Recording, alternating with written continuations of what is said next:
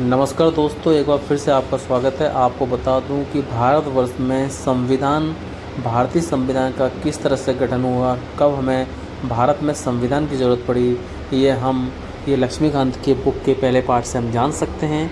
इसमें लिखा हुआ है कि भारत में ब्रिटिश 1608 ईस्वी में ईस्ट इंडिया कंपनी के रूप में व्यापार करने आए थे।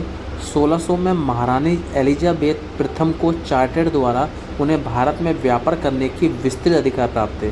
आपको बता दूं कि जो ब्रिटेन की महारानी थी एलिजाबेथ थी, उन्होंने उनको एक लिखित में दस्तावेज दिया था जिसे वो चार्टर बोल रही हैं, और चार्टर ने उन्होंने लिखित में दस्तावेज दिया कि आप भारत में जाकर व्यापार कर सकते हैं।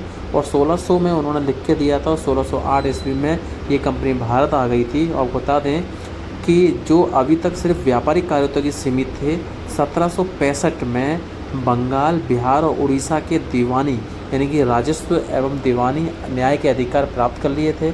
इसके तहत भारत में उसके क्षेत्रीय शक्ति बनने की प्रक्रिया प्रारंभ हो गई थी। आपको बता दें 1858 में सिपाही विद्रोह के परिणाम स्वरूप ब्रिटिश ताज ने भारत के शासन का उत्तरदायित्व प्रत्यक्ष अपने हाथों में ले लिया था। यह शासन 15 अगस्त 1947 में भारत की स्वतंत्रता प्राप्ति तक अनवरत रूप से जारी रहा। स्वतंत्रता मिलने के बाद ही भारत के लिए एक संविधान की आवश्यकता महसूस हुई। यहाँ उसको अमल में लाने के उद्देश्य से 1946 में एक संविधान सभा का गठन किया गया। आपको बता दें 26 जनवरी 1950 में संविधान अस्तित्व में आया। यद्यपि संविधान और राज्य व्यवस्था की अनेक विशेषताएं ब्रिटिश शासन से ग्रहण की गई हैं। क्यों की गई हैं? क्योंकि हमारे यहाँ 200 साल अंग्रेजों ने राज किया और जो राज किया है वो ब्रिटिश राज था, इसलिए ब्रिटिश की शासन प्रणाली को ज़्यादातर ग्रहण किया गया है।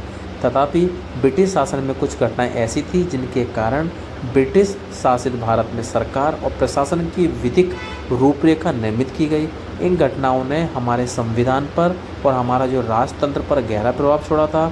उनके बारे में विस्तृत व्याख्या आगे 2 शीर्षों के अंदर हम जानेंगे। नमस्कार।